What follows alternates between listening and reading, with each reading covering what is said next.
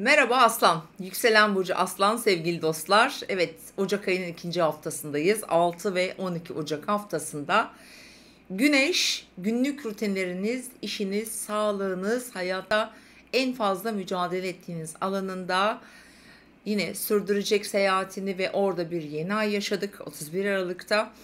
Bunun etkileriyle aslında o günlük rutinlerinizi oldukça hızlandırmış olmalı. Ve bu hafta çok önemli bizim enerji ve motivasyonumuzun gösteren gezegen Mars. Yengeç burcunda başlıyoruz haftaya ve 25 Şubat'a kadar Yengeç burcunda retro olarak devam edecek ama tamamına baktığımızda 18 Nisan'a kadar Mars Yengeç burcunda. Peki bu aslanlar için ne demek? Neye dikkat etmelisiniz? Öncelikle aslanlarda şunu uyarmak istiyorum. Düşmanlıklara karşı çok uzun bir süre bakın, dikkat edin.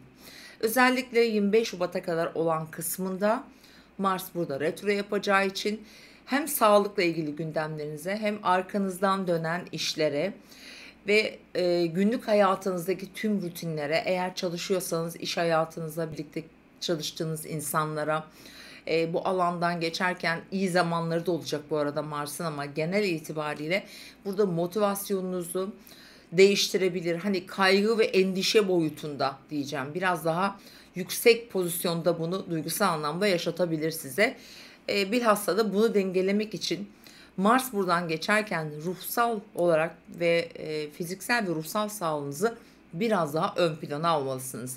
Bilhassa da belki bir meditasyon, belki bir psikoterapi, destek. Aynı zamanda da dediğim gibi gizli düşmanlıklara karşı da daha böyle parlak olduğunuz, dikkat çektiğiniz bir süreç olacak. Ve bu süreci biz bir kere daha en yakın zamanda yaşadığımız tarih 2007 yılındaydı. 2007 yılının son ayında yaşamıştık. Eğer hatırlayanlarınız varsa belki benzer bir süreç, benzer bir durum, aynısı değil. O dönemki konuları şöyle bir araştırarak belki de bugünkü sürecinde size faydası olacak bazı şeyler çıkartabilirsiniz. Efendim, evet, Mars'ın buradaki etkisiyle beraber bu hafta boyunca Venüs Balık burcunda Satürn'e doğru ilerliyor. Finans, ortak paylaşımlar, biraz daha banka, finans, ödeme, mal ve mülk paylaşımları olabilir. Resmi yerlerle olan işlerinizde daha rahat bir süreçte olacaksınız. Önemli bir diğer konu ise yine bu hafta aslında ilk yarısı diyelim. Aslan burçlarının bilhassa da yurt dışıyla, işte eğitimle, ticaretle ilgili konular, belki seyahatler gibi gündemleriniz söz konusu olacak.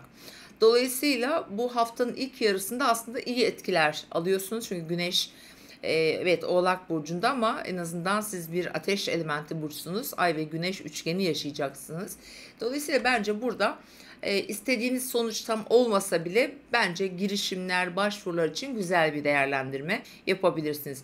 Hafta ortasında Cuma gününe kadar olan çarşamba-cuma arası özellikle günlük rutinlerinizin dışında biraz daha hayatınızın önemli konularını planlayabilirsiniz. İşte işte veya biraz daha aileyi ilgilendiren alanlarda.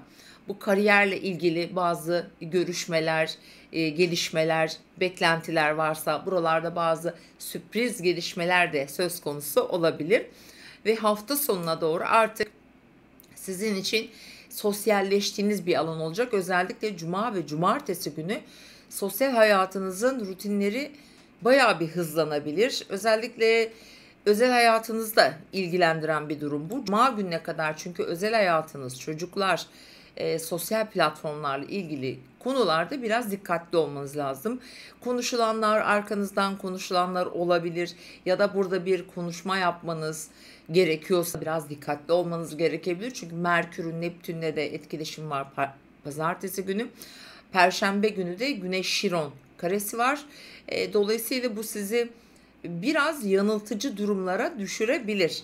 Burada aslanların dikkat etmesi gerekiyor. Artık hafta sonundan itibaren bakın çok önemli bir döngüye giriyoruz. Pazar günü itibariyle artık Mars yengeçte diye en başta söyledik. Burada Ay da yengeçe geçecek. 12, 13, 14, 15 dolunay fazına gidecek ay. Bilhassa burada bir dolunay olacağı için bu arka plan dedik. Evet, sırlar, bazı şeylerin ortaya çıkması, yıllardır belki düşündüğünüz bir konu hakkında bir aydınlanma yaşayabilirsiniz. İlla bir sır olmayabilir bu. Kendinizle, iç dünyanızla, bilinçaltınızla ilgili kendinizde bir şeyleri aydınlatabilir, farkındalıklar yaşayabilirsiniz. Sevgili Aslan burçları, burada 15'inde olacak bu arada dolunay. Hayatınızda yeni bir süreç başlayabilir. Özellikle bu yeni süreci de paylaşılan kaynaklarınız alanında yaşayabilirsiniz diyorum. Detaylar için tekrar takip etmeye devam edin. Mutlu haftalar.